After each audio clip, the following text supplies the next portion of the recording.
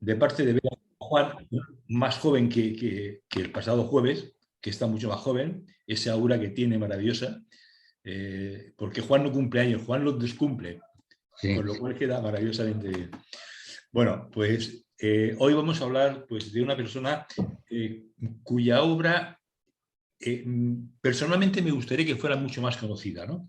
Esta creo que es la tercera vez que Jordi participa con nosotros, no recuerdo si Manol, no sé si 3 o 4 veces, Jordi. Buenas noches, Jordi, ¿cómo estás? Hola, buenas noches. Sí, seguramente será la cuarta. La cuarta vez, ¿no? Hicimos una cuando participasteis en el congreso aquí en Ávila, del congreso teresino, si no mal recuerdo. Sí, bueno, el primer congreso nuestro lo hicimos en Ávila, en la En Ávila, Universidad de la efectivamente, sí, Mística. lo recuerdo. Sí. Este año vamos a ver el tercero. ¿Qué tal? ¿Cómo estás? Muy bien, encantado de estar con vosotros. Muchas gracias. Bueno, en primer lugar, muy agradecido a Iván, porque Iván ha sido la persona que está muy en contacto con todos nosotros y la persona que propicia siempre este acercamiento maravilloso. Así que, Iván, muchas gracias. Y Manuel, buenas noches. ¿Cómo estás, querido? Buenas noches, Antonio. Pues muy bien, encantado de estar con vosotros. Compartimos la figura del Buda, ¿no? Sí. Somos budas del club de fan de Buda. Eso, mi nieta cuando ve, que tiene 2 años, cuando ve la figura del Buda, dice Buda, Buda, Buda. Le encanta el Buda. Bueno, antes yo comentaba que la figura de Antonio Bley me gustaría que fuera mucho más conocida, ¿no? Entonces, por favor, me encantaría que tanto tú, Imanol, como Jordi, hicierais una breve semblanza de la obra de Antonio Bley y lo que ha significado también, ¿no? Y lo que significa, porque es importante. Bueno, yo creo que como deferencia, Jordi, que fue discípulo suyo, yo creo que seguro que lo comentan mucho mejor que yo. Bueno, no, a ver, la gracia de Blay es que en estos momentos pues, lo comparten, a ver, no está tan compartido como dice Antonio que le gustaría, a mí también me gustaría que fuera más compartido, pero tengo que decir que los que lo comparten no es porque hayan leído un libro, sino porque están poniendo en práctica sus instrucciones, sus orientaciones.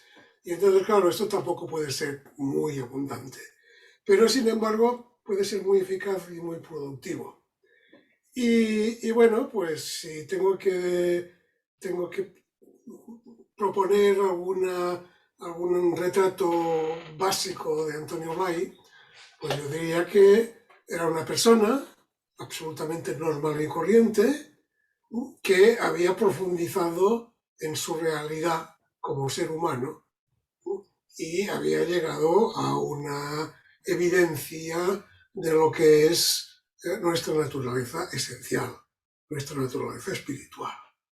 Y entonces este recorrido experimental que había hecho él, pues nos lo puso a nuestra disposición para que, como seres humanos exactamente igual que él y con las mismas capacidades que él, pudiéramos hacer personalmente este recorrido. Y entonces, pues bueno, pues del 85 que él se fue hasta ahora, pues han pasado... Él nació en el 24, o sea que de aquí un par de años va a ser su centenario. Pero desde su partida del 85 hasta ahora, pues bueno, somos muchos los que hemos recorrido una parte del camino y que además estamos intentando promocionarlo para que con nosotros pues venga más gente y de alguna manera lo que resaltamos siempre es el concepto de práctica, que no es una ideología, que no son unas creencias, que es una experiencia que cada uno tiene que hacer personalmente y corroborar personalmente. Él habla mucho, creo que habla mucho acerca de la importancia del trabajo, ¿no? Del trabajo personal como experiencia, ¿no? Sí, a ver, el trabajo era como él de alguna forma llamaba a todo el proceso que había que hacer. Ajá. Lo llamaba trabajo en el sentido de que era algo que uno tenía que hacer de forma consciente y voluntaria. Ajá. Pero para hacerlo de forma consciente y voluntaria, pues eso implicaba un esfuerzo. Y sobre todo implicaba lo que he dicho antes, una acción, una práctica. Actualizar, llamaba él siempre. Y actualizar viene de acto. Entonces, claro, es este actuar de una forma consciente en esta existencia, con un propósito, con un interés por los demás y con un afán de poner en la realidad en la que estás participando, pues Sí. esto, digamos que conlleva mucho trabajo. Pero si además había que, de alguna forma, había que contrarrestar la inercia de todo este mecanismo del sistema económico, del sistema político, esto que en estos momentos está entrando en esta crisis tan grande, pues claro, más trabajo todavía. Bueno, posiblemente sea juzgar un poco a una persona que no está, pero ¿qué pensaría Antonio Blay de la situación que estamos viviendo en este momento a nivel mundial, Manuel? Según un poco tu perspectiva, tú que conoces un poco bastante su obra, que, bueno, que tienes la oportunidad de poderla difundir. Sí, a ver, yo puedo hablar no tanto de primera mano como Jordi, que fue discípulo de Blay, sino un poco de, bueno, pues como una segunda generación de personas que de alguna forma hemos accedido a la obra de Antonio Blay. ¿Qué podría decir él del tiempo actual? Pues yo creo que se llevaría las manos a la cabeza fundamentalmente porque, a ver, la conciencia individual, que es lo que él defendía y es tal como decía su hija en nuestro primer congreso cuando estuvimos en el CITES en Ávila, que su hija Carolina Blay, que la invitamos al congreso, ella decía que su padre fundamentalmente había sido un gran cartógrafo de la conciencia, o sea, que había sabido de alguna forma enseñar al mundo pues todos los intríngulis de lo que es la conciencia del ser humano. Pues está claro que este nivel de conciencia individual, pues de alguna forma, pues quizá, bueno, pues se puede ir desarrollando exactamente a nivel individual, pero a nivel global, pues no tiene su repercusión en la sociedad.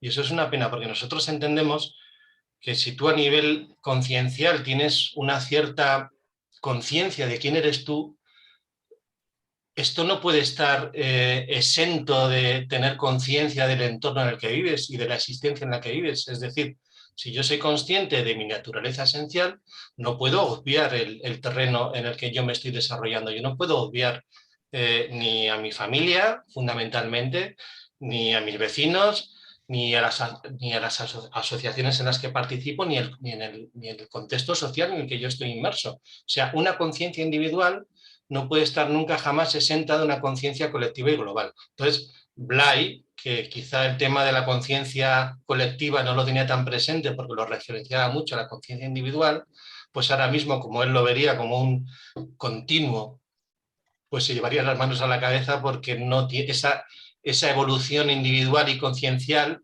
no tiene una repercusión social en este preocuparme por las personas, en este preocuparme por el mundo, en este preocuparme por mi vecino y por los problemas de la existencia, pero no preocuparme desde la crítica y desde la queja, que es lo que hacemos siempre, ¿vale? Sino un preocuparme desde a ver qué puedo aportar yo para que el mundo sea un poquito mejor. Eso es lo que nosotros, de alguna forma, abogamos, que si yo tengo una conciencia de lo que yo soy, esa conciencia sí o sí tiene que tener una repercusión externa en los problemas sociales y colectivos de nuestro entorno. Jordi, Jordi. Sí, Sí, oye, quiero recordar que siempre Blay un poco hablaba de que la vida es como una escuela, ¿no? De que la vida es como una escuela y que los problemas que podamos tener en nuestra vida cotidiana siempre puede ser como una especie de estímulo para avanzar, ¿no? sí, sí. A ver, una escuela y un proyecto. Ajá. A ver, cuando uno se plantea qué está haciendo aquí, yo siempre, cuando hablamos de la educación de la infancia, que es uno de los puntos que ahora estamos insistiendo mucho, yo siempre saco a colación aquella pregunta que nos hacían de pequeños, aquella famosa pregunta de qué querrás ser cuando seas mayor. Y ahora estamos intentando divulgar pues otra perspectiva de la existencia, que se podía resumir en la pregunta: ¿dónde querrás echar una mano cuando seas mayor? Entonces, claro, de esta manera, digamos que uno no enfoca la realidad y el mundo como una especie de pista americana o de Valle de Lágrimas, el Valle de Lágrimas tradicional, sino que uno lo enfoca consciente de que ha habido todas unas generaciones anteriores que han estado trabajando en el desarrollo de la humanidad y que nosotros hemos recibido un testigo, hemos aportado durante nuestra existencia o estamos aportando durante nuestra existencia algo que sirve para empujar a la humanidad como colectivo, y que en un momento determinado pues vamos a ceder el testigo a las generaciones que vengan detrás. Entonces, claro, tampoco hay una visión tan pesimista de la realidad, porque a ver, quien más, quien menos, sobre todo las personas conscientes, intuyen que la existencia humana y la forma de vivir y la forma de proceder puede ser inmensamente superior a la que estamos viviendo en estos momentos. Y claro, la pregunta es, ¿de dónde pueden sacar esta información? Bueno, pues la sacan del fondo de su alma, porque en nuestra alma tenemos claro qué es lo que el ser humano puede llegar a ser. Todavía no es, pero intuimos que puede llegar a ser. Entonces, de alguna manera, pues bueno, sería una escuela, digamos, de aprender a ser seres humanos, ¿no? Y de aprender sobre todo de una forma práctica, aportando. Creo, Manuel, que la naturaleza esencial del ser humano es la capacidad para ver, creo que se denomina inteligencia, algo así, la capacidad de amar, ¿no? Que es algo importante, que es un tema siempre digno de destacar. Bueno, de amar y de amarse a sí mismo, ¿no, Imanol? Y también un tema muy importante también, el hecho de que es la capacidad de hacer, ¿no? Porque si no lo haces, si no entras en acción, esto no mola, ¿no? ¿Imanol? Sí, no mola nada, no mola nada. No, porque, a ver, lo dices muy bien, Blay definía la naturaleza esencial del ser humano como una capacidad ilimitada. Lo ilimitada es importante, como una capacidad ilimitada de ver, de amar y de hacer. Claro, y además añadía una palabra básica que es potencial, o sea, es un potencial. Y cuando algo está en potencia, está en potencia. Esto quiere decir que está dentro de cada ser humano, absolutamente de todos los seres humanos. Pero sí que es responsabilidad nuestra que ese potencial lo convirtamos en un acto. O sea, si tú ves algo que es erróneo y te interesas por él o por esa situación o por esa persona desde el amor que eres, tiene que concluir en una transformación, y esa transformación siempre va de la mano de la energía. Digo esto porque a veces ponemos mucho énfasis en el ver, ponemos mucho énfasis en el amar al otro, que es muy interesante y es absolutamente recomendable en todos los sentidos, pero si no hay un acto transformador de la realidad, pues todo se queda inconcluso. O sea, el círculo se cierra cuando tú actúas en la existencia transformándola desde lo que tú ves y desde el interés que le pones en un problema determinado, ya sea a nivel individual o a nivel social. O sea, la energía es básica, que tú lo comentabas, Antonio, para transformar la realidad. Si no hay energía, si no hay una energía en acto, no hay una transformación tanto individual como colectiva. Y es muy importante el concepto de potencial. O sea, potencial. Es cierto que todos somos un potencial ilimitado, pero depende de nosotros. Solo de nosotros, ¿eh? ¿Un potencial, como has dicho? Ilimitado.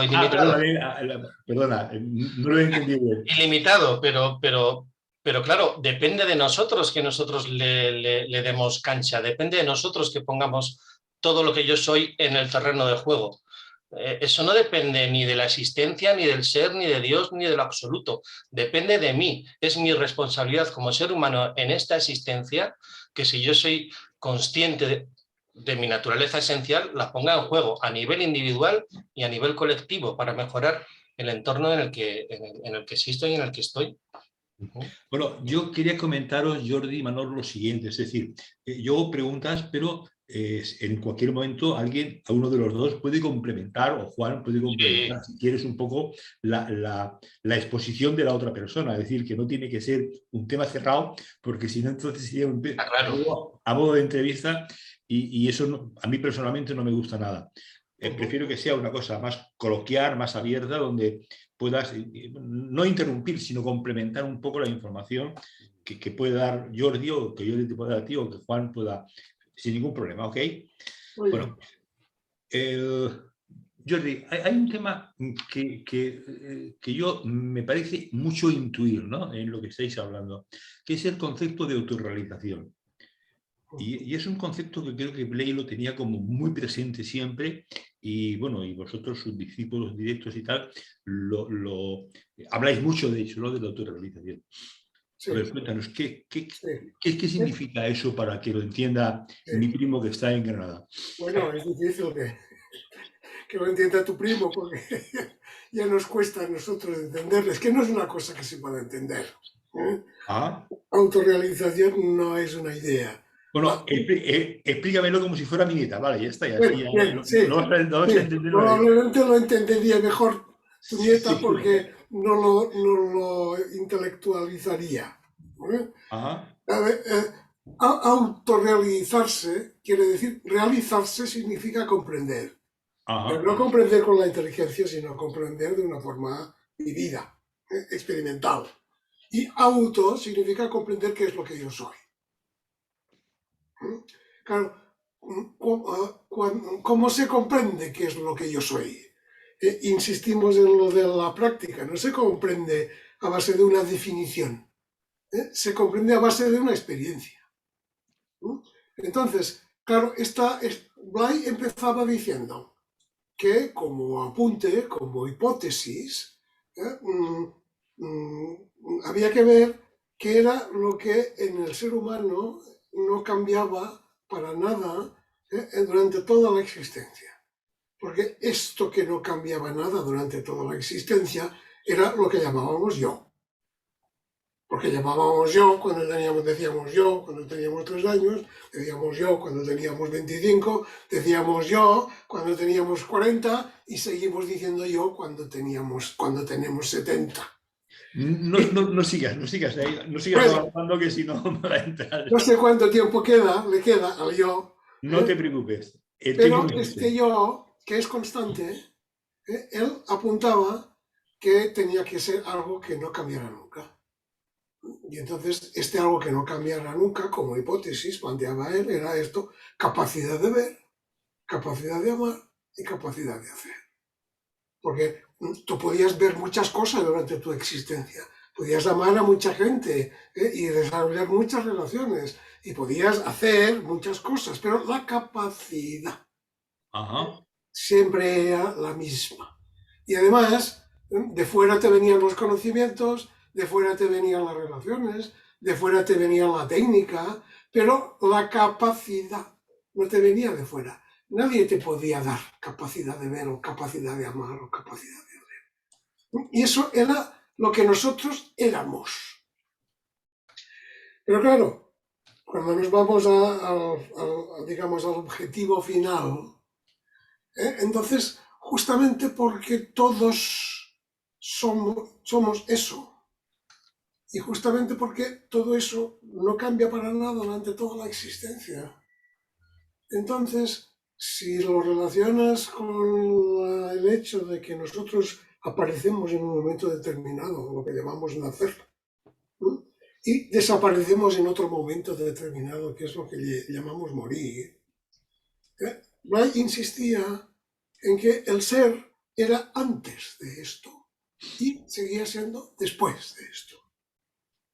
Y por lo tanto, la existencia en sí solo era una manifestación de estas tres capacidades. Y entonces, respondiendo a tu pregunta, ¿qué era la autorrealización? La autorrealización era descubrir qué es esto que se está manifestando durante la existencia en cada uno de nosotros. Y si esto que se está manifestando en cada uno de nosotros durante la existencia personal de millones de personas es único, entonces la autorrealización es llegar a la conclusión de que Dios es yo, que se está expresando a través de mí. Jordi y Manuel. Añadiría una cosita, Sí. si me permitís, ya que Antonio nos ha dado un poquito de paso para hacer un poco de diálogo. Sí. A mí me gusta ver el asunto este de la autorrealización, primero, en dos aspectos fundamentales.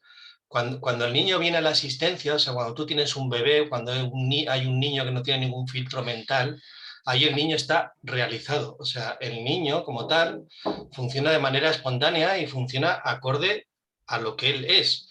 Porque el entorno, estamos hablando, yo no sé los años que tendrá tu nieta, Antonio, pero estamos hablando... 2 años. Pues mira, pues está ahí. O sea, porque a los 2 años el niño se expresa tal y como es, tiene una espontaneidad y un brillo natural y un asombro por la vida excepcional. O sea, se asombra por cualquier cosa. O sea, es una sensación de que tú ves un escarabajo y te asombras por ver un escarabajo. Y nosotros los adultos eso lo hemos perdido porque hay una parte del camino donde nos hemos desconectado de eso. O sea... Y ahí es donde viene la autorrealización. La realización como tal es cuando tú eres un niño y cuando vives acorde a lo que eres. Y como pierdes esa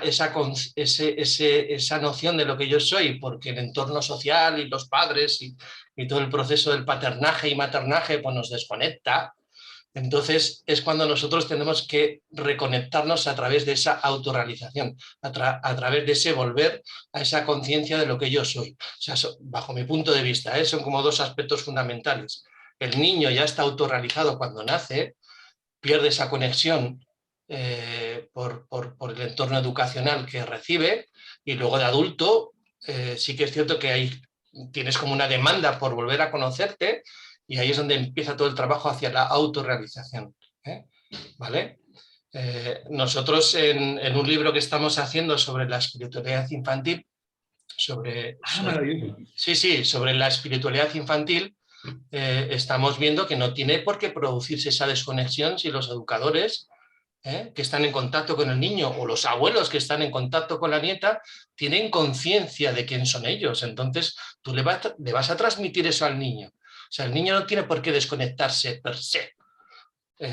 Si el educador tiene conciencia de quién es, el niño no tiene por qué desconectarse. Entonces, todo este camino se podría agilizar de una forma bestial en este sentido. ¿Vale?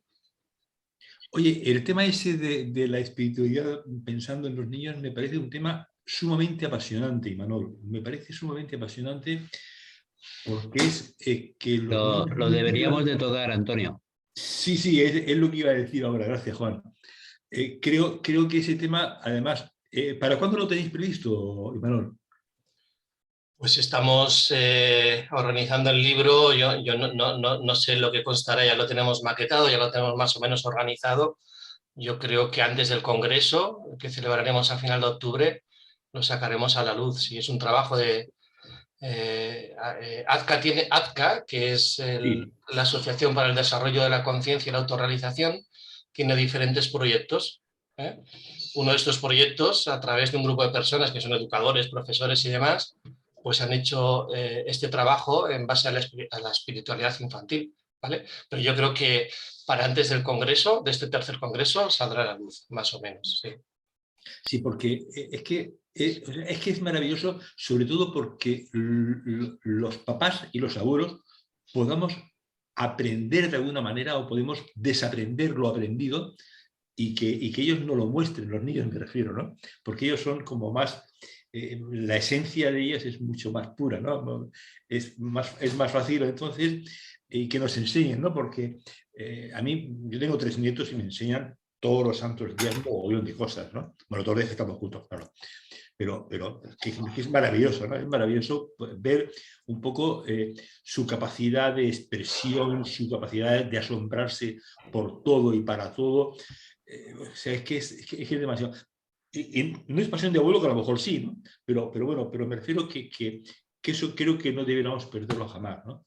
Justamente, lo que nosotros pretendemos con este libro es dar unas ciertas ideas, unas ciertas orientaciones a los padres y maestros que en estos momentos ya están viviendo en su propia existencia esta espiritualidad, porque ya la han desarrollado.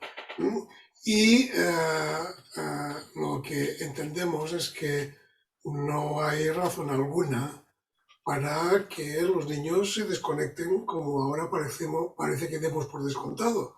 Damos por descontado que esta frescura, esta espontaneidad, todo esto que estás viendo en esta nieta tuya a 2 años, pues que conforme se vaya haciendo mayor desaparecerá. No tiene por qué. No tiene por qué. Lo que pasa es que, claro, en tiempo de Blay, cuando hablábamos de estas cuestiones, y él decía que, claro, que no era inevitable. Pero, claro, para que no hubiera una desconexión, pues el niño tendría que recibir una educación por parte de personas que fueran conscientes de su realidad espiritual. Más cercana. Claro, y entonces en aquellos tiempos, bueno, en aquellos tiempos sí que éramos realmente 4 gatos. Pero ahora ya empezamos a ser unos cuantos gatos más. Y entonces, claro, digamos que estos padres o abuelos o maestros, a ver, lo que no vamos a hacer es llevar al niño a la catequesis de la Iglesia Católica, que nosotros somos muy partidarios de dar una educación espiritual a los niños e inclusive una educación religiosa, pero la catequesis tal cual se nos dio a nosotros no nos sirve. Y claro, nos estamos planteando de proponer una alternativa. Y el libro hablará no solamente de esta vivencia del niño cuando nace, hablará de que cuando nace ya vamos a tener presente que con el niño se está expresando lo superior. Lo superior va a darse otra oportunidad de expresarse a través del niño que nos llega. Y que este niño, que cuando es pequeño es evidentemente capacidad de ver, amar y hacer, no tiene por qué desconectarse de esto para imitar unas ideas o imitar unas conductas. Es perfectamente capaz de entender y desarrollar él personalmente pues un sentimiento de participación, un sentimiento de colaboración, de solidaridad, al mismo tiempo que recibe los conocimientos que la sociedad en estos momentos tiene archivados y le proporciona. Es decir, que en vez de pensar que esta frescura y esta espontaneidad tiene que desaparecer, es justo lo contrario. Si queremos que la humanidad pegue un salto, hay que favorecer que esto sea algo fundamental en la educación del niño, que el niño se dé cuenta de eso. Bueno, en este programa las preguntas inteligentes las hace Juan Latorre. Así que, Juan... Las preguntas inteligentes las hacemos todos aquellos que creemos que podemos participar en beneficio de todos. Esa es la pregunta inteligente. Pero yo sí que quería preguntar tanto a Imanol como a Jordi, con respecto a lo que estabas comentando, Jordi. Tal vez sí que es verdad que hay que apoyar al niño a ese desarrollo personal y también fortalecer en valores con respecto a lo que nos rodea. Sí, a ver, es que en estos momentos hay una gran crisis de valores. Pero esta gran crisis de valores se refiere a valores secundarios, a valores sociales, a valores de tipo de qué quieres ser cuando sea mayor, cuando decíamos, qué quieres conseguir. Pero los valores basados en la dignidad del ser humano son eternos. Los valores basados en la dignidad del ser humano, esto no está en crisis. Al contrario, lo que se está planteando es la absoluta necesidad de redireccionar todo el planteamiento social de tal manera que en vez de estar puesto en función del beneficio, esté puesto en función de la dignidad del ser humano. Y entonces reconocer, apoyar y desarrollar al niño y desarrollar la sociedad en conjunto con el punto de vista de la dignidad del ser humano, este es un nuevo humanismo que es la verdadera alternativa a esta falta total y absoluta de horizonte que en estos momentos el sistema tradicional pues nos está no planteando, sino en fin que se está derrumbando, que no hay horizonte, que no es de extrañar que haya tanta confusión a nivel de la juventud, porque no se les ofrece ningún horizonte. A nosotros se nos decía que teníamos que estudiar para conseguir no sé qué, no sé cuántos. Ahora ni tan solo hay nada que conseguir. Hay un vacío total y absoluto. Entonces, este vacío total y absoluto es el momento de volver a llamar a las conciencias, porque hay mucha gente que es responsable, hay mucha gente que no está perdida, y hay mucha gente que anda buscando un propósito de vida, darle sentido a la existencia. Y bien, entonces nosotros consideramos que la espiritualidad es la alternativa que podemos plantear, la alternativa política y social que podemos plantear. Justamente por eso el congreso de este año lo hemos titulado Espiritualidad para la transformación social. Es, digamos, la quinta esencia de que espiritualidad no es subirse a las nubes, no es inhibirse de la realidad, no es encerrarte en tu casa y en tu intimidad, es amar al prójimo, que es lo que el Evangelio nos plantea. Y pasar a la acción, ¿no? No solamente la intención, el pensamiento, la emoción, el sentimiento, sino pasar a la acción.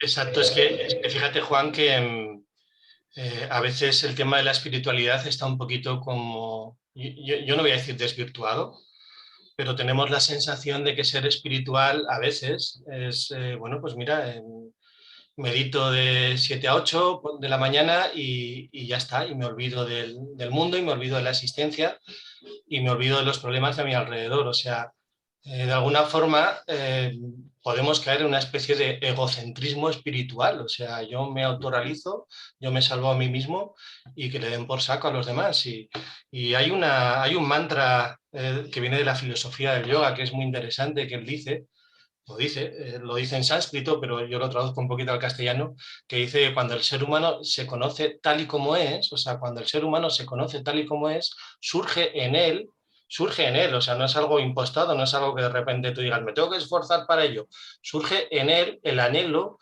de conocer al resto de los seres y aportar en la existencia lo que tú eres. Entonces, esto de la transformación social a través de la espiritualidad tiene que ver con sacar, igual soy un poquito bruto al decirlo, con sacar el espíritu del cojín de la meditación, que está bien meditar todos los días, pero con sacar el espíritu del cojín de la meditación y volcar el espíritu también en lo externo, en lo que me compete a mí como ser humano en esta existencia.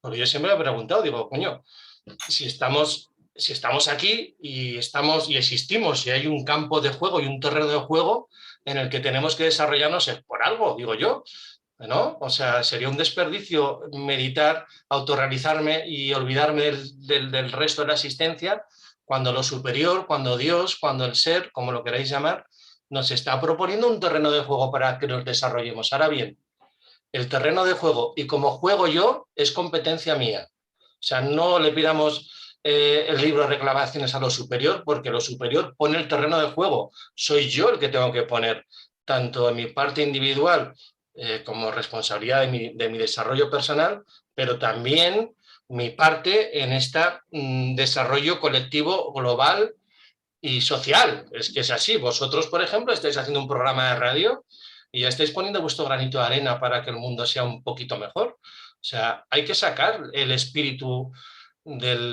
insisto, igual esto, del cojín de la meditación y sacarlo a la existencia. Meditar y vivir. O sea, meditar, centramientos, que diría Blay, y vivir. Sí. Bueno, es que es importante, si solamente meditamos o solamente intentamos llenar nuestros vacíos con buenas palabras y con buenas intenciones, en realidad al final no tenemos prácticamente nada. En cambio, cuando compartimos lo mejor de nosotros mismos con esa toma de conciencia del compartir, de seguir evolucionando, de seguir aprendiendo y seguir disfrutando de nuestro camino, es cuando la máquina del ser, por llamarle de alguna forma, se pone en marcha de verdad, ¿no? Sí, fíjate que nosotros en el Congreso, en este Congreso próximo, en una de las ponencias va a tratar de los conflictos. Y vamos a decir que los conflictos son la manifestación de un desequilibrio que tiene que atenderse. Y que claro, no es cuestión ni de tapar los conflictos, del buenismo, de que todos somos hermanos, bueno, porque se da una realidad en la que hay una serie de personas o una serie de grupos humanos que lo están pasando mal. Y hay otra parte que parece que en vez de preocuparse por estos que están pasando mal, pues parece que estos sobren. Claro, cuando llega un punto en el que el desequilibrio es tan grande, entonces lo sufre todo el mundo. Y entonces cuando lo sufre todo el mundo, es decir, cuando el problema no está en el África, sino que está en el Mediterráneo y está en nuestra casa, entonces es cuando nos vemos obligados a atenderlo. Y claro, uno de los problemas que nosotros nos hemos encontrado en este mundo de la espiritualidad es un poquito una especie de polaridad, en la que por una parte se vive el mundo como alienación, como identificación, como pecado, como desastre, y luego por otra parte pues se aspira pues a una existencia espiritual normalmente después de la vida, de felicidad, de algo extraordinario y tal. O sea, es una polaridad que curiosamente, digamos, deja un gran vacío, que es el vacío de la existencia, que es el vacío de lo que será mi existencia, de cómo yo viviré en tanto que persona que forma parte de una sociedad que me incluye. Porque claro, la sociedad no es una suma de personas que deciden en una asamblea qué es lo que hay que hacer. Al contrario, las personas nacen en el seno de la sociedad y nuestros padres nos dan el cuerpo, pero la sociedad nos da la mente, nos da los patrones, nos da la moral, nos da la ideología. Y nosotros somos todo esto. Y entonces, pues claro, el desarrollo, y cuando hablamos de lo superior y cuando hablamos de la espiritualidad, no se trata solamente de hablar de Dios o de hablar de la trascendencia, se trata de ver cómo nosotros vamos a actuar en el seno de la familia, en el seno de la profesión, en el seno de la sociedad, cómo vamos a actuar en tanto que partícipes de esto que se llama humanidad. Y por eso ponemos tanto el acento en la cuestión social. Porque además, claro, si yo tengo que conocer, si yo tengo que amar y si yo tengo que transformar, tengo que conocer a alguien y tengo que amar a alguien y tengo que transformar algo. No puedo amar, hacer y pensar sin tener un objeto. Entonces digamos que el ser, por una parte, se manifiesta en nosotros como capacidad de ver, amar y hacer, pero también se manifiesta en los demás como estímulo para ser comprendidos, para ser amados y para ser transformados. Entonces esta imagen colectiva, esta imagen de totalidad que nos incluye como focos personales de conciencia, esto es lo que es la existencia realmente. Y de eso va la espiritualidad. La espiritualidad no es psicología, no es estar contentos, no es estar tranquilos, ¿no? Es estar conscientes. Y conciencia significa que yo me doy cuenta de que estoy vivo y que tengo la capacidad de utilizar esta forma, esta vida, de una manera consciente y voluntaria. Entonces habría que unir, sí, un momentito, o habla Antonio, dime, No, sí. habría que unir cuerpo y mente, ¿no? Totalmente, totalmente. Es que además esta diferencia es una diferencia ideológica, realmente. El cuerpo y la mente. A ver, nosotros siempre hacemos la pregunta, porque la gente tiene la idea de que la conciencia está dentro del cuerpo. Es como si el cuerpo fuera una especie de saco, y dentro del saco pues hay pensamientos, sentimientos, conciencia. No. El cuerpo está en el centro, si queréis, de la conciencia, pero la conciencia abarca todos los demás cuerpos. Mi conciencia abarca hasta la galaxia de Andrómeda, que en noches, digamos, de luna nueva se puede percibir a simple vista. La conciencia llega hasta allí. Y cuando yo soy consciente de lo que es la existencia no es lo que me ha pasado a mí. Es lo que ha pasado y ha contado con mi participación. Es que esto de habría que unir, yo sí me lo llevo al terreno del yoga, que dicen que el yoga es la unión consciente con la esencia de uno mismo. Realmente, si uno toma conciencia de quién es, no tiene que unir nada porque se da cuenta de que todo está unido. O sea, no es cuestión vamos a unir, sino date cuenta de que todo está unido. Entonces, si tú te das cuenta de que todo está unido, es que todo está unido. O sea, estoy yo unido con mi vecino del quinto, el que me toca las narices cuando salgo por la mañana y me pone mala cara, pues yo estoy unido a ese vecino. O sea, no hay una caja B donde yo separe a las personas que me caen mal y una caja A donde tenga las personas que me caen bien, o situaciones que me desagradan y situaciones que me agradan. Está todo unido. Entonces, desde esa conciencia de que yo soy unidad, es donde tienes que atender la sociedad y el colectivo. ¿Qué es lo que sucede? Que nosotros, de alguna forma, que lo comentaba Jordi, creo, de manera superficial nos dedicamos a criticar las cosas sociales, que eso es un vicio caracterológico del ser humano que es muy así. O sea, hay un problema en el Mediterráneo, nosotros nos ponemos en el lado de los buenos, criticamos a unos, criticamos a otros. Hay un problema en tal sitio, en mi vecindario, yo me pongo en el lado de los buenos, critico a los malos. Es una crítica ideológica donde yo me sitúo siempre en el lado de los buenos, critico a los malos. Y así no se soluciona absolutamente nada. Si yo estoy unido a todo el mundo, tengo que ver el conflicto a nivel global. Y si yo veo el conflicto a nivel global, ya sea en mi comunidad de vecinos o en el Mediterráneo o en el conflicto de la migración de los pueblos, yo tengo que aportar algo sí o sí. Es así, o sea, con las excusas y el echar balones fuera no se arregla absolutamente nada. Y precisamente quizá el mal de la humanidad, entre otros tantos, es ese exceso de criticar al vecino sin hacer absolutamente nada. El juicio, ¿no? Y además siempre creyendo que estamos en el lado de los buenos. Claro, sí, nadie se pone en el lado de los malos, ¿eh? Curiosamente, Sí, siempre Antonio. estamos en el lado bueno.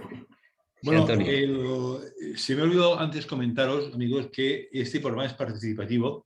Entonces, como hay algunas personas que están enviando mensajes por chat, pueden participar si así lo estiman conveniente, porque así intentamos de esa manera que sea como más coloquial, ¿verdad? Que sea, o sea, como más interactuar. Por ejemplo, Antonia desde México pues ha hablado varias veces del tema de unidad.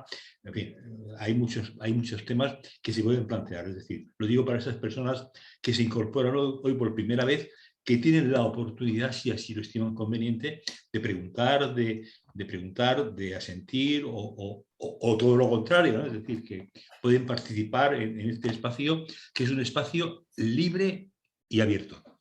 Libre y abierto. Gracias, Jordi, Manuel, Juan. Gracias. Sí, Antonia decía que se trataría de, a través de la acción, aportar cada uno su parte dentro del terreno de juego, ¿no?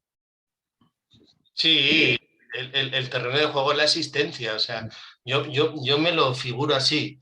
O sea, la vida no es un juego para ganar o perder, es un campo de juego donde yo tengo que jugar. Y en la medida que Blay comentaba, digo, lo importante no es tanto el resultado, sino el poner lo que tú eres al servicio de la vida. O sea, yo voy a poner el tope de lo que yo en este momento puedo aportar en la existencia y lo aporto y ya está. No es una cuestión de resultado, no es una cuestión de si me va bien o me va mal, sino es una cuestión de poner lo que yo soy al servicio pues sí, de la existencia, pero de la existencia en mi entorno, o sea, con mis hijos, con mi familia, con mi nieto, con mi nieta, en mi trabajo, en mi asociación.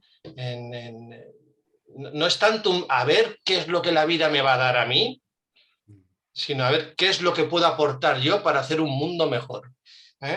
Quizá eso sería el resumen. Sí, bueno, tal vez nos han educado, estamos acostumbrados a que las cosas nos las den o vengan, ¿no? En cambio, cambiar ese foco y no esperar a que venga, sino voy a hacer yo y luego compartirlo, ¿no? O nos han acostumbrado de alguna forma a esperar que suceda algo para que yo sea feliz. O sea, te pegas toda la vida esperando que suceda algo para ser feliz.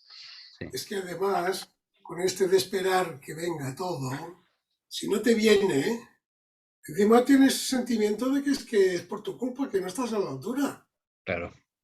Yo me encuentro constantemente pues, con gente cuando llegan al trabajo que tienen una intuición de que puede ser algo muy distinto a la existencia, pero al mismo tiempo es una especie de sentimiento de complejo de culpabilidad, sentimiento de que no podrán alcanzarlo, de que igual no se lo merecen.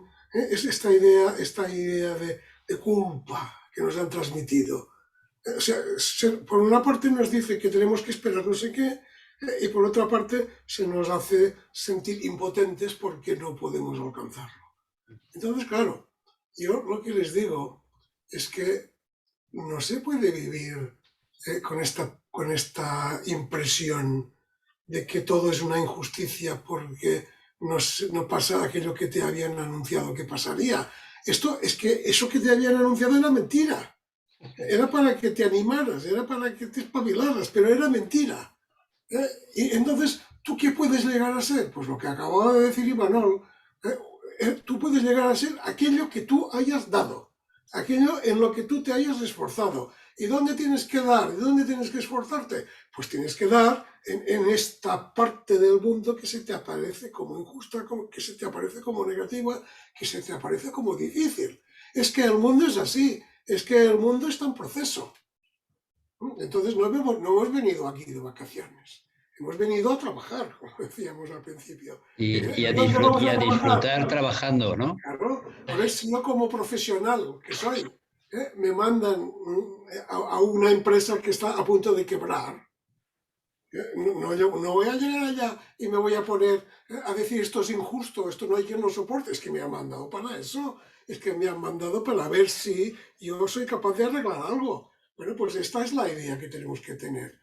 Estamos aquí para arreglar algo porque somos capaces de hacerlo. Y en la medida en que nos sintamos protagonistas de esto, pues nos sentiremos plenos y satisfechos y nuestra vida tendrá sentido. Ahora, si estamos aquí esperando a que nos toque la lotería, pues claro, lo tenemos mal. Recojo un poquito el comentario que ha hecho Juan, si me permites, que comentabas trabajar y disfrutar. Digo, sí, es verdad, trabajar y disfrutar, pero ¿sabes cuándo disfrutas trabajando?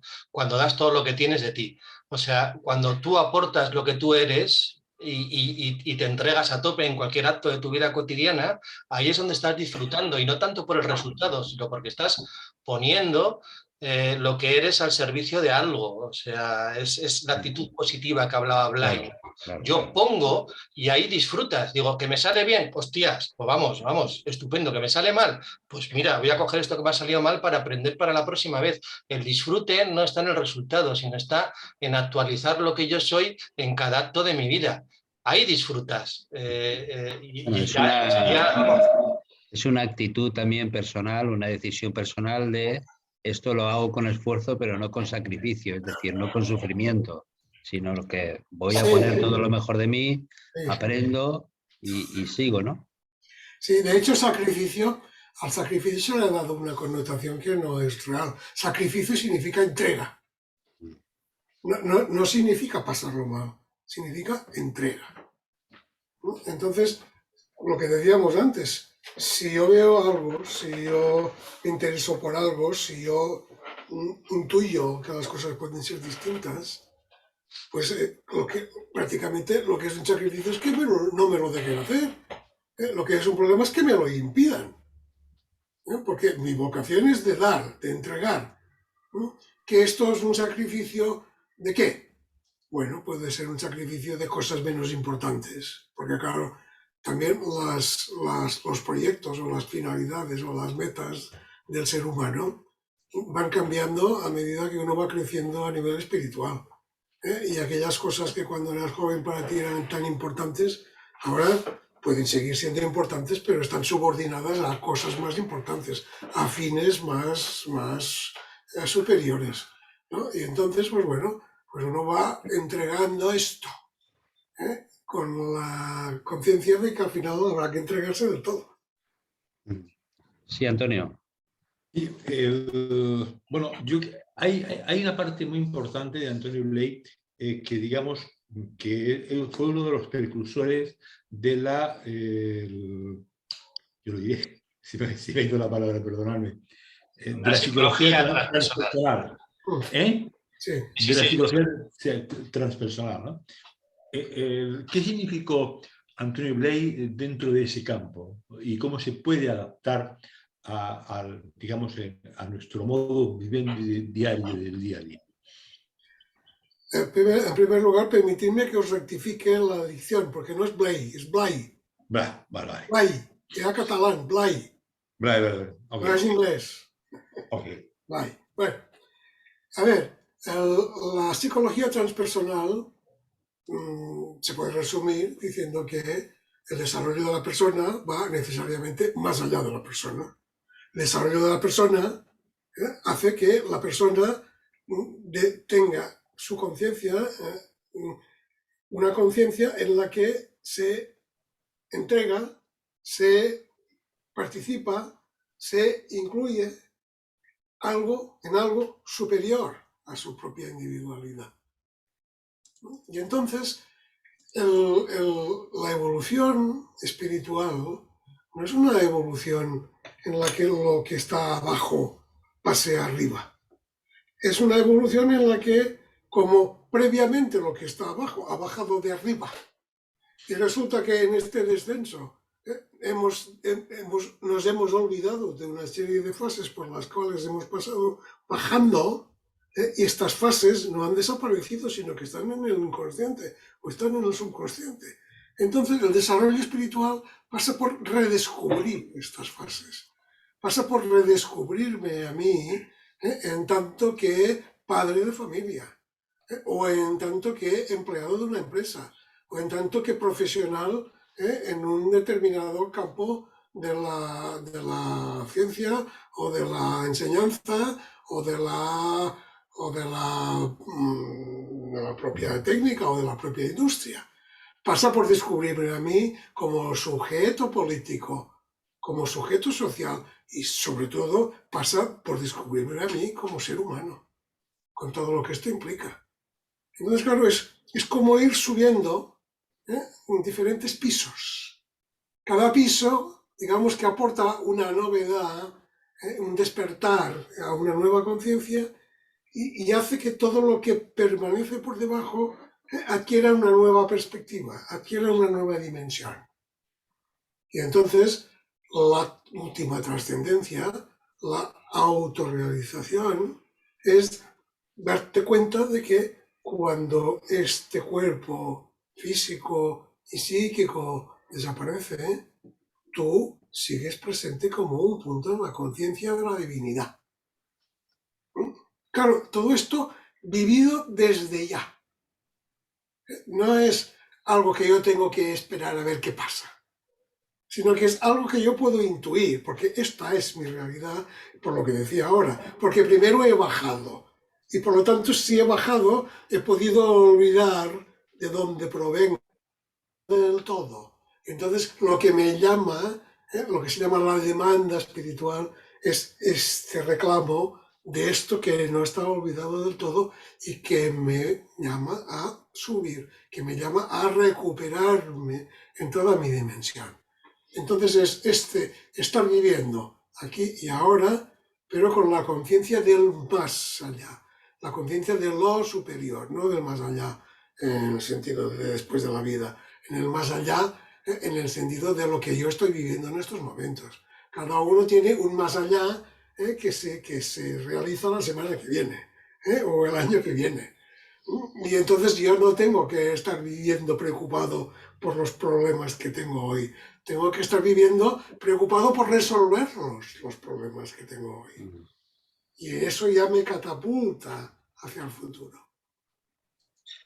Qué bueno. De alguna forma es un más allá que se experimenta en el más acá. Quiero decir, que no es tanto el... Porque a veces uno tiene la sensación de, mira, lo que me queda hacia arriba, digo, no, desde aquí mismo, desde tu instante cotidiano, tú puedes percibir estos planos superiores de conciencia. No son cosas inasumibles por el ser humano, inalcanzables y demás, porque a veces nos venden esta sensación, a veces la literatura del gran maestro que estaba en un árbol y de repente entendió el sentimiento de la existencia y demás, y nos lo venden como una cosa inalcanzable, pero de verdad que no lo es. O sea, nosotros siempre entendemos y procuramos que este más allá se viva desde luego en un presente existencial para el ser humano. Y fijaros que Antonio Blay, de alguna forma, él era psicólogo, creo yo entender que era psicólogo, y abandonó la psicología porque entendía que el principal problema, hay una frase que ahora no recuerdo muy bien, pero él decía que la principal enfermedad del ser humano es el desconocimiento de uno mismo, sin más. O sea, entonces él llegó a decir, mira, yo no me preocupo ya de los problemas psicológicos, se los dejo a otras personas, porque el verdadero problema que tiene el ser humano no es tanto los problemas psicológicos que pueda tener, que es cierto que son un problema, sino la falta de desconocimiento de uno mismo. Hay un comentario, Jordi, además, que me ha encantado porque lo ha sintetizado María Teresa sensacional. Dice, buenas tardes, cualquier acto que haga o piense tiene su repercusión en el todo. Es la conciencia del efecto mariposa. ¿Qué ejemplo más bonito, ¿verdad? Sí, cierto, sí. Cualquier cosita que tú hagas con conciencia de yo haciendo esto es algo fantástico. O sea, puede ser el acto de fregar un plato con conciencia de que yo estoy fregando el plato, es un acto absolutamente trascendente. O sea, no hace falta llenar un auditorio con 100.000 personas para ser una persona espiritual. Puede ser un acto en el que yo voy paseando y voy percibiendo la naturaleza y me siento embriagado y me siento incluido en el todo. Puede ser un acto en el que yo estoy llevando a mi hijo a la guardería y yo estoy unido con mi hijo y con las personas que están en la guardería. O sea, cualquier acto sencillo, vivido a tope, vivido a fondo, es un destello de lo que somos en esencia en esta existencia. También hay un comentario precioso por parte de Salomé que dice, el día que nos demos cuenta de que todos somos una unidad, habrán muchos cambios en la Tierra. Bueno, gracias por todo lo que nos enseñáis. Bueno, gracias a ti, Salomé. Pero bueno, también es el día que nos demos cuenta de que todos somos una unidad. Es maravilloso la reflexión, ¿verdad? Sí. Lo que pasa es que yo diría que ya nos damos cuenta. Ya nos estamos dando cuenta. El día que todo el mundo se dé cuenta de que somos una unidad, se acabará el mundo, porque no tendrá sentido. ¿Vale? Lo que tiene sentido es mientras hay quien no se dé cuenta, que yo me dé cuenta. Porque este darse cuenta no tiene una trascendencia práctica, tiene una trascendencia en mi forma de actuar, ¿no? En la forma de actuar de todos y cada uno de los que ya se dan cuenta. Y bueno, hay algo que vale la pena también de comentar o de anotar, que es que cada uno vive una totalidad. Cada uno vive toda su existencia, toda su historia, toda la perspectiva que tiene de la realidad, y la vive de una forma personal, tal como cada uno se la ha montado, con los instrumentos, con las experiencias, con todo lo que le han dado. Pero digamos, en nuestra conciencia ya es una totalidad, ya es una totalidad. Y entonces tenemos que trabajar las partes de esta conciencia nuestra que vemos que, digamos, están por resolver, que están pobres, o que están mal, o que están desesperadas. Tanto si se refieren a nuestras situaciones concretas personales, como si se refieren a las situaciones personales de otras personas, de otros colectivos, de otros lugares. Porque fijaros que el solo hecho de que yo me preocupe en mi mundo por arreglar algo de esto que está deficiente en mi mundo mejora. Por lo tanto, podemos hablar de unas cuestiones colectivas para las que necesitamos asociarnos, reunirnos, colaborar y tal. Pero también podemos hablar de unas cuestiones colectivas que dependen única y exclusivamente de uno mismo. Porque una de las cosas que decía Blay es que no nos teníamos que preocupar porque todos estábamos autorrealizados. Porque claro, el que se autorrealiza es el ser. Y entonces, con que hubiera solo uno que se diera cuenta, digamos que ya el juego tendría un final feliz. Bien, Imanol, ¿alguna cosa más que quieras comentar, que quieras añadir, que quieras ampliar de lo que estamos diciendo? Recuérdanos, por favor, la fecha del congreso, si eres tan amable. Sí, el congreso es en octubre, a finales de octubre, en el Puente de Todos los Santos. Lo celebraremos en Barcelona, en este caso lo celebramos en Barcelona, en el Martí Codolar, que es un sitio emblemático porque fue donde Blay celebró sus últimos cursos. Y bueno, pues estaríamos encantados de que todos participaríais. Es el tercer congreso ya, o sea, esto tiene un recorrido. Nosotros celebramos el primer congreso en el 2018, así como el que no quiere la cosa, como de manera muy inocente, porque ni éramos expertos en organizar nada, ni nada por el estilo, pero nos sorprendimos mucho porque lo hicimos en Ávila, en el CITES, en la Universidad de la Mística, y de repente nos encontramos con más de 300 personas, gente de otros países que estaban alrededor de la obra de Antonio Blay. O sea, yo creo que Blay no era un gran influencer, que se podría decir de nuestro tiempo, porque él basaba mucho el tema en su práctica y en su experiencia. Entonces, hay muchos seguidores de Blay en diferentes sitios, pero que se lo montan por sí solos, y nosotros intentamos aglutinarlos todos en el CITES y nos sorprendió mucho, y a partir de ahí pues hemos estado haciendo congresos bimensuales cada 2 años. Hicimos en el 2020 otro que nos pilló la pandemia de por medio, como a muchas otras personas. Entonces teníamos planificado organizarlo en el CITES otra vez, pero claro, no podía ser, lo tuvimos que hacer online y nos empezamos a especializar en estas cosas de las pantallas y tal y cual, como otras muchas personas. Pero mira, nos ha servido para hacer muchas cosas también, porque ahora nosotros, por ejemplo, los cursos de introducción que hacemos a nuestro método de trabajo también los hacemos online, y es una forma mucho más fácil para llegar a más personas, ¿sí? Y este tercer congreso pues va a haber, así como el primero era un encuentro alrededor de la obra de Antonio Blay, el segundo lo planificamos en función de las dificultades que se encuentra la persona cuando empieza un proceso, un camino interior. Este tercer congreso lo hacemos aportando las soluciones individuales y las soluciones colectivas, como está hablando de en esta entrevista. Así que sí, será en octubre.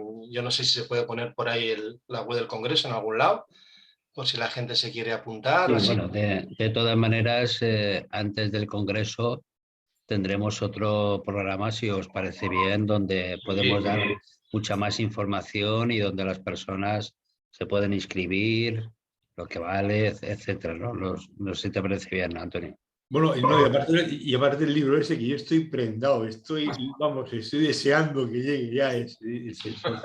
Estoy encantado, vamos, estoy encantado. Qué bueno, sí. Estoy encantado. Sí, y Manuel, tal vez habría que diferenciar entre espiritualidad y religión. Depende de lo que cada uno entienda religión. Yo no sé lo que cada uno entiende religión. Para mí religión es religarse. Religarse es unirse a uno mismo. Entonces cada uno tiene su propia religión. Claro, si convertimos la religión en un dogma, en una fe, en yo me tengo que creer esto porque me lo dice una persona desde un púlpito, me da igual el púlpito que sea, pues entonces eso no es religión, eso es una creencia que no sirve absolutamente de nada. Si yo siento la religión como un religarme a mí mismo, me vale el cristianismo, me vale el islam, me vale el budismo, me vale el yoga, me vale cualquier cosa, pero tiene que ver con cómo yo vivo y cómo yo siento la religión. O sea, no tiene que ver tanto con el formato externo, sino con esa conciencia de que la religión es algo que me tiene que ayudar a unirme a mí mismo, no que separe entre los cristianos y los tal y los cual. Eso es... Sería realizarme, ¿no? Bueno, sería religarme. Religarme, unirme conmigo mismo. En este momento yo estoy autorrealizado hasta el punto en el que puedo. Mañana ya veremos, pero en este momento yo estoy autorrealizado hasta donde puedo. A ver si me permitís, os voy a nombrar las 7 ponencias que tenemos previstas para el Claro, Congreso. claro. Que, por cierto, ya tenemos la web del Congreso, es decir, cualquier persona interesada en ver los detalles, simplemente tiene que entrar en las 3 famosas www.congresoantonioblay, todo junto, congresoantonioblay.com. Bueno, entonces, estas 7 ponencias, vamos a empezar, la primera va a ser una reivindicación de la naturaleza del ser humano. Vamos a decir, a ver, ser conscientes de lo que significa ser un ser humano y vivir partiendo de esto. Si hemos caído en el engaño, si hemos caído en la identificación, si hemos caído en la alienación, bueno, nosotros tenemos la intuición de que esto es falso y tenemos una conciencia que nos impulsa a buscar en nosotros mismos esta capacidad, esta esencialidad. Esta va a ser la primera ponencia. La segunda ponencia pues va a ser cómo evitar la desconexión en la infancia. Cómo evitar esta caída en el personaje que hemos sufrido nosotros. Y aquí viene a colación pues, el libro de espiritualidad infantil que esperamos que ya estará editado para estas fechas. Después viene la cuestión de contemplar la evolución a través de la sociedad, a través de la historia, como colectivo, lo que decía antes. Nosotros hemos llegado al mundo y es como si esto fuera una carrera de relevos en equipo y hemos recibido testigo, estamos trabajando, estamos aportando y vamos a pasar el testigo a otra persona. De tal manera que muchas de las cosas por las que estamos luchando no las llegaremos a ver, pero las estamos luchando por ellas porque ya intuimos que son posibles. Esto a nivel colectivo. La siguiente ponencia será, bueno, ¿y esto a título personal cómo se tiene que hacer? Bueno, pues cada uno tendrá que hacer su propia aportación personal en las esferas, en los ámbitos en los que se dedique, a nivel personal, a nivel profesional, a nivel familiar, a nivel social. Bien, vamos a entrar ahora en el capítulo de las dificultades. Los conflictos, que hemos comentado antes, los conflictos son señales del ser, del espíritu que clama a través de las personas o de los colectivos que están siendo maltratados, que están sufriendo penalidades. Ahí tenemos una llamada. Y no se trata de agudizar los conflictos, se trata de atenderlos. Y para eso vamos a terminar con 2 ponencias. Una que planteará la espiritualidad a título colectivo, a título global, como un humanismo espiritual que puede comprender todas las creencias, todas las religiones, precisamente porque es humano, porque no es parcial, porque es global. Y la última ponencia será una ponencia en la que vamos a pedir la ayuda de Dios para poder hacer todo esto. Porque no consideramos que vaya a ser algo simple y sencillo. Simplemente vamos a decir que es lo que vale la pena, que es la mejor manera de vivir. Y que sin la ayuda de Dios, que nos da un plus de conciencia y un plus de fuerza y un plus de amor, pues esto va a ser difícil. Pero contamos con esta ayuda. Este es el resumen de las 7 ponencias. Muchas gracias. Y añadir también que cada ponencia correrá a cargo de 3 personas, porque la ponencia va a ser una especie de coloquio, de discusión pública, en el que vamos a plantear qué queremos arreglar, cómo lo queremos arreglar y qué problemas nos vamos a encontrar. Antonio. Bastante peculiar, ¿no? Bastante original. Sí, somos muy originales. Bueno, pues a mí solo me queda pues enormemente agradeceros, Imanol, Jordi, Iván, agradeceros también a todos vosotros vuestra presencia en este medio. Muchas gracias. Estaremos en contacto de nuevo para septiembre-octubre, mejor dicho, septiembre-octubre. Ya sabéis que sí o sí, porque el libro ese de espiritualidad infantil es un tema que me ha encantado. O sea, por tanto, hay muchas de las personas que nos siguen que son abuelos, que son conscientes. O sea, por tanto, estarán encantados también de poder aplicar este tipo de enseñanzas para ellos. Bueno, una cosa importante quisiera deciros que este espacio ha sido grabado, con lo cual os lo remitiremos, Imanol, Jordi, Iván, os lo remitiremos para que lo podáis difundir en aquellas personas que, bueno, pues que lo consideren oportuno y, bueno, y poder difundir y darle el uso que consideréis oportuno, porque todo lo que sea expandir conciencia por el método que sea siempre es bueno, ¿no? Entonces, bueno, pues hay una cosa que no sé si, bueno, os habéis dado cuenta, que el programa se llama Espiritualidad tomando tierra. Es decir, Sí, sí. y que no estamos un poco... No, no, para nada. Estamos en sintonía. Eso es la idea, ¿no? Bueno, pues muchas gracias por mi parte, gracias Imanol, gracias Jordi por vuestra presencia. Muchas gracias. Gracias a vosotros. Muchas gracias a vosotros y un placer, ¿eh? Un placer. Gracias, Manolo, gracias, Jordi. Y Antonio, mañana hablamos de un tema interesantísimo. Mañana tenemos un espacio que realmente yo estoy muy entusiasmado con él, que es un espacio donde donde se van a juntar 3 personas, 3 médicos conscientes, donde van a hablar de sus experiencias con la muerte, ¿no? Pero con personas que, bueno, pues que han partido y que han vuelto, ¿no? Es decir, ese tipo de experiencias que es maravilloso. Con lo cual, contado por 3 médicos, de alguna manera complementan un poco esta información, es decir, gente que de alguna manera pues tiene una base sólida para hablar de lo que estáis diciendo, ¿verdad? Así que mañana os esperamos. Y esperando con anhelo el libro Imanol, Jordi. Muchas gracias. Muy bien. Muchas gracias, gracias a todos. Buenos días, buenas tardes, buenas noches a todos. Gracias.